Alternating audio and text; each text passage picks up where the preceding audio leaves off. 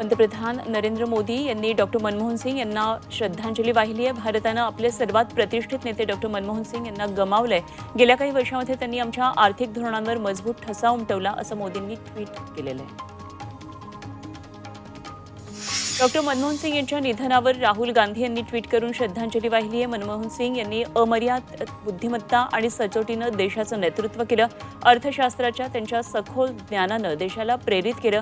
सदैव त्यांचं अत्यंत अभिमानानं स्मरण केलं जाईल असं त्यांनी ट्विटमध्ये म्हटलं। टीम इंडियानेही डॉक्टर मनमोहन सिंग यांना आदरांजली अर्पण केली आहे। भारताचे माजी पंतप्रधान मनमोहन सिंग यांच्या निधनाची बातमी कळताच त्यांच्या सन्मानार्थ टीम इंडिया हाताला काळी पट्टी बांधून मैदानात उतरली। ऑस्ट्रेलिया विरुद्ध मेलबर्न कसोटीच्या दुसऱ्या दिवशी भारतीय खेळाडूंनी डॉक्टर मनमोहन सिंग यांना आदरांजली अर्पण केली। दोन्ही राष्ट्रवादी एकत्र आल्यास सर्वात जास्त आनंद आपल्याला होईल अशी प्रतिक्रिया मंत्री हसन मुश्रीफ यांनी दिली। वैद्यकीय शिक्षण मंत्रिपदाची सूत्र स्वीकारल्यानंतर ते बोलत होते।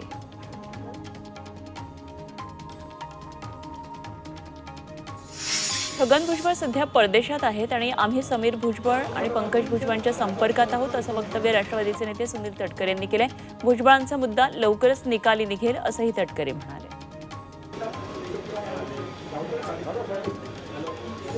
मवियामध्ये सर्व काही आलबेल नसून काँग्रेस आणि ठाकरेंना आगामी निवडणुका स्वबळावर लढवायचं वाटतात असं वक्तव्य मंत्री उदय सामंत यांनी केलं। तर स्थानिक स्वराज्य संस्थांच्या निवडणुका महायुती एकत्र लढणार असल्याचंही सामंत म्हणाले।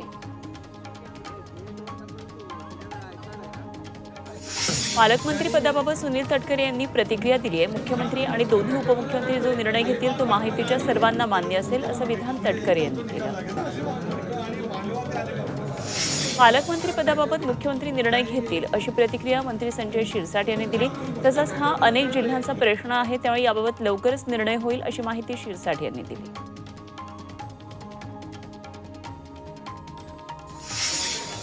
लाडक्या बहिणींना लवकरच 2100 रुपये सुरू होतील अशी माहिती आमदार अर्जुन खोतकर यांनी दिली आहे। सर्व लाडक्या बहिणींना टप्प्याटप्प्यानं पैसे मिळतील असं सांगत महानगरपालिकेच्या निवडणुकीतही लाडकी बहीण योजना गेम चेंजर ठरणार असंही खोतकर म्हणाले। बीडच्या सरपंचाचे 3 मारेकरी अजूनही मोकाटेत। हत्येच्या 18 दिवसानंतर सुद्धा आरोपींना अटक झालेली नाही। तर संतोष देशमुखांचे मारेकरी मोकाट कसे फिरतात असा सवाल आता उपस्थित होतोय। धनंजय मुंडेंनी बीड सरपंच हत्या प्रकरणात होणाऱ्या सर्व आरोपांना उत्तर दिले। वाल्मिक कराडांची सुरेश धस यांच्यासोबतही जवळीक होती असंही धनंजय मुंडे म्हणालेत। सरपंच हत्या प्रकरणात आरोपी कुणीही असो त्याला फाशी झालीच पाहिजे अशी मागणी त्यांनी केली। मला पालकमंत्रीपद मिळू नये यासाठी काही लोकांनी माझ्यावर खोटे आरोप केले असं वक्तव्य मंत्री धनंजय मुंडे यांनी केलं आहे। सरपंच संतोष देशमुखांच्या हत्या प्रकरणाचा योग्य तपास व्हावा, मात्र मंत्र्यांवर बेछूट आरोप करणं हे चुकीचं आहे असं वक्तव्य भाजप खासदार अशोक चव्हाणांनी केलंय। या प्रकरणात कारवाई सुरू असून चौकशीतून सत्य बाहेर येईल असंही चव्हाण म्हणाले। बीड आणि परभणी प्रकरण मुख्यमंत्री फडणवीसांनी गांभीर्याने घेतले। या प्रकरणात योग्य ती कारवाई केली जाईल असं आश्वासन मंत्री चंद्रशेखर बावनकुळे यांनी दिले। संजय राऊतांच्या मनावर परिणाम झाला असून त्यांना मानसोपचारांची गरज आहे अशी खोचक टीका खासदार सुनील तटकरे यांनी केली आहे। धनंजय मुंडेंना मंत्रिमंडळामध्ये घेणाऱ्या अजित पवारांचा राजीनामा घ्या अशी मागणी संजय राऊत यांनी केली होती आणि यावर त्यांनी ही टीका केली आहे।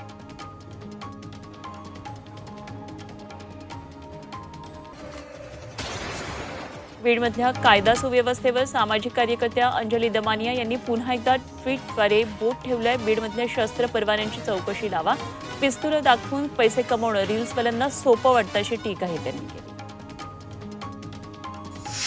जळगावात वाळू माफिया विरोधात आवश्यक ती कारवाई करणार असल्याची माहिती महसूल मंत्री चंद्रशेखर बावनकुळे यांनी दिली आहे। अवैध वाळू वाहतुकीच्या वाहनांमुळे अपघाताचं प्रमाण वाढलंय त्यामुळे वाळू माफिया विरोधात कारवाई करण्याचा निर्णय घेतला। पुणे शहरातल्या 29 रक्तपेढ्यांना अन्न व औषध विभागानं दणका दिलाय। नियमांचं उल्लंघन करणाऱ्या शहरातल्या 29 रक्तपेढ्यांचे परवाने रद्द करण्यात आले। पुणे विभागात रक्ताचा तुटवडा असताना काही रक्तपेढ्यांनी परराज्यात रक्त आणि रक्त घटकांची विक्री केल्याचं समोर आलंय। MBA M.Edच्या प्रवेशासाठी CETची नोंदणी प्रक्रिया सुरू झाली आणि CETकडून परीक्षेचं वेळापत्रक सुद्धा जाहीर करण्यात आलंय. 25 जानेवारीपर्यंत नोंदणी प्रक्रियेची मुदत देण्यात आली आहे. पुण्यानं गेल्या 5 वर्षांपासून माहिती तंत्रज्ञान क्षेत्रात राज्यातील अव्वल स्थान कायम राखले. देशातील सॉफ्टवेअर निर्यातीमध्ये पुण्याचा वाटा सर्वाधिक आहे. देशपातळीवर बंगळुरू आणि हैदराबादनंतर पुणे तिसऱ्या स्थानावर आहे. केंद्रीय माहिती तंत्रज्ञान मंत्री अश्विनी वैष्णव यांनी याबाबतची माहिती दिली. पुणे महापालिकेनं रस्त्यांवरील गतिरोधक काढण्याचा निर्णय घेतलाय. अनेक ठिकाणी चुकीची गतिरोधकं उभी झाल्यानं वाहतूक कोंडी आणि अपघातांचं प्रमाण वाढतंय. त्यामुळे 250 गतिरोधकं काढून टाकण्यात आलीत आणि उर्वरित गतिरोधक लवकरच काढण्यात येणार आहेत. नव्या वर्षाच्या स्वागतासाठी रेल्वे प्रशासनाकडून 12 अतिरिक्त लोकल सोडण्यात येणार आहेत. प्रवाशांची गैरसोय टाळण्यासाठी 31 डिसेंबरला रात्री मध्य आणि पश्चिम रेल्वेवरच्या उपनगरी लोकलच्या अतिरिक्त फेऱ्या चालवण्यात येणार आहेत. पुण्यामध्ये रेल्वेनं प्रवास करणाऱ्या प्रवाशांची संख्या वाढली आहे. यावर्षी 4,36,00,000 प्रवाशांनी रेल्वेनं प्रवास केला. त्यामुळे पुणे रेल्वे विभागाच्या उत्पन्नात 60% वाढ झाली आहे. मुंबईत विषारी धुक्याचं साम्राज्य पसरलंय. या धुक्यामुळे नागरिकांच्या आरोग्याला धोका निर्माण होतोय. त्यामुळे वाढत्या प्रदूषणाच्या पार्श्वभूमीवर महापालिकेकडून नियम मोडणाऱ्या बांधकाम प्रकल्पांविरुद्ध कारवाई करण्यात येते. मुंबईतील हवेचा दर्जा नोव्हेंबरपासून खालावलाय. काही भागातील हवेची नोंद ही वाईट ते अतिवाईट या श्रेणीत नोंदवण्यात आली आहे. बोरिवली आणि मालाडची हवा ही धोकादायक ठरली आहे. ठाण्यातील हवा काहीशी सुधारल्याचं दिसून येते. बांधकाम व्यावसायिकांना दिलेल्या कठोर सूचनांच्या अंमलबजावणीमुळे हवा सुधारली. हवेत सुधारणा झाल्याची माहिती हवामान विभागानं दिली.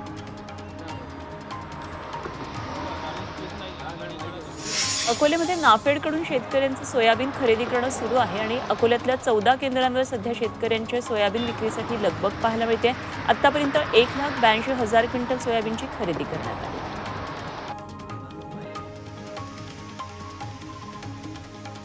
पुण्यातील राजगुरुनगरमधल्या रास्ता रोको आंदोलन अखेर मागे घेण्यात आलं. 2 चिमुकल्या मुलींवर अत्याचार करून त्यांची हत्या करण्यात आली. केस फास्ट ट्रॅक कोर्टात चालवली जाईल असं लिखित आश्वासन देण्याची मागणी नातेवाईकांनी केली. यासाठी आंदोलकांनी पुणे नाशिक महामार्ग रोखून धरण्याचा प्रयत्नही केला. कल्याणमध्ये हजारो नागरिकांनी कॅन्डल मार्च काढला. अत्याचारानंतर निर्घृण हत्या करणाऱ्या आरोपी विशाल गवळी याला फाशीची शिक्षा द्यावी अशी मागणी संतप्त नागरिकांनी केली. चंद्रपूरमधल्या देवडा गावामध्ये एका विहिरीत बिबट्या पडल्याचं आढळलं. वनविभागाच्या मदतीनं बिबट्याला विहिरीतून बाहेर काढण्यात आलं.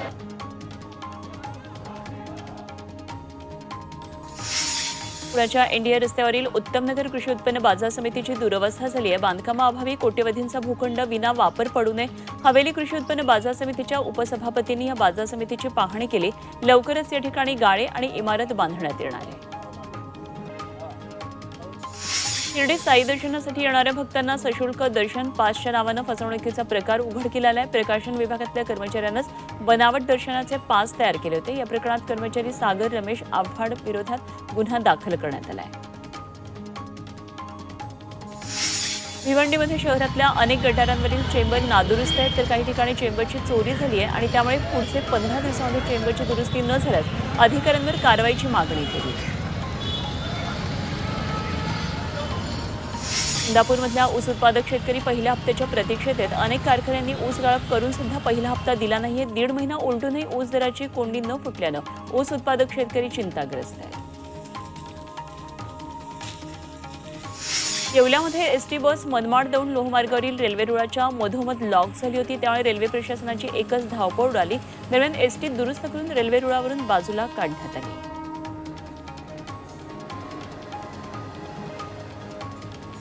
नाशिकच्या सिन्नर टोल नाक्याजवळ एका धावत्या कारनं पेट घेतला. कारमधले सर्वजण वेळीच बाहेर पडले. त्यामुळे मोठा अनर्थ टळला. आगीत संपूर्ण कार जळून खाक झाली. शॉर्ट सर्किटमुळे आग लागल्याचा प्राथमिक अंदाज आहे. अहमदनगरच्या पारनेरमधील वेजी कार्बन कंपनीला भीषण आग लागली. आगीत लाखो रुपयांचं नुकसान झालं. दरम्यान अग्निशमन दलाच्या मदतीनं या आगीवर नियंत्रण मिळवण्यात यश आलं. इंदापूरमध्ये एका कारचा भीषण अपघात झाला. कार रस्त्याच्या मधोमध असणाऱ्या दुभाजकाला धडकल्यानं हा अपघात झाला. या अपघातात कार चालक जखमी झाला. पंजाबराव देशमुखांच्या 126व्या जयंतीनिमित्तानं अकोल्यातल्या कृषी विद्यापीठाच्या क्रीडांगणावर कृषी प्रदर्शनाचं आयोजन करण्यात आलं. 27 डिसेंबर ते 29 डिसेंबर या कालावधीत राज्यस्तरीय कृषी प्रदर्शन, कृषी महोत्सव आणि चर्चासत्राचं आयोजन करण्यात आलं. वर्ध्याच्या नवीन जिल्हाधिकारी म्हणून वानमथी सी या रुजू झाल्यात आणि यावेळी वानमथी यांचे जिल्हाधिकारी कार्यालयात स्वागत करण्यात आलं. नाशिक मनपा आयुक्तपदी मनीषा खत्रींची नेमणूक करण्यात आली आहे. 24 तासांपूर्वी राहुल कर्डिल यांची नेमणूक झाली होती, तर 24 तासात महापालिका आयुक्तांच्या आदेशांमध्ये बदल करण्यात आला. बालमजुरी हा मोठा प्रश्न आहे, मात्र यावर अपेक्षित कारवाई होताना दिसत नसल्याची प्रतिक्रिया मंत्री आकाश फुंडकर यांनी दिली आहे. बालकामगार आणि स्थलांतरित कामगारांसाठी चांगलं धोरण बनवू अशी माहिती त्यांनी दिली. साताऱ्यातल्या कामेर इथले जवान शुभम घाडगे यांना जम्मू काश्मीरच्या पूंछ इथे अपघातात वीरमरण आलं होतं. घाडगे यांच्या पार्थिवावर शासकीय इतमामात अंत्यसंस्कार करण्यात आले. हे संपूर्ण गाव शोकसागरात बुडालं.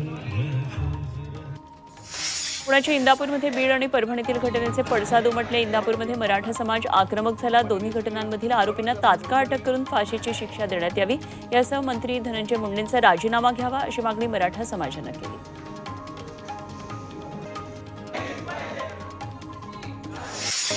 वर्ध्यामध्ये इंस्टाग्रामवर मैत्री करणं एका महिलेला चांगलंच महागात पडलं. महिलेला विदेशी गिफ्ट पाठवून ते कस्टम विभागानं पकडल्याचं सांगत आरोपीनं 28 लाख रुपये उकळले. या प्रकरणात महिलेनं सायबर पोलिसात तक्रार दाखल केली. पंढरपूर तालुक्यातल्या रांजणी गावामध्ये राज्य उत्पादन शुल्क विभागानं मद्यसाठ्यावर कारवाई केली. पोलिसांनी 96 बॉक्समधले 3,27,000 रुपयांची दारू जप्त केली. यामध्ये मद्यसाठा बाळगणाऱ्या प्रदीप अवताडे विरोधात गुन्हा दाखल झाला. मुरबाड बस स्थानकात चोरट्यांनी 19 तोळे सोन्याच्या दागिन्यांची चोरी केली. बस स्थानकावरील गर्दीचा फायदा घेऊन चोरट्यांनी डल्ला मारला. या प्रकरणी गुन्हा दाखल करण्यात आला. लोणावळ्यातल्या सायकलिंग क्लबकडून लोणावळा ते हंपी असा 650 किलोमीटरचा सायकल प्रवास करण्यात आला. सायकल चालवा, निरोगी रहा हा संदेश देशभर देण्यासाठी सायकलनं प्रवास केला.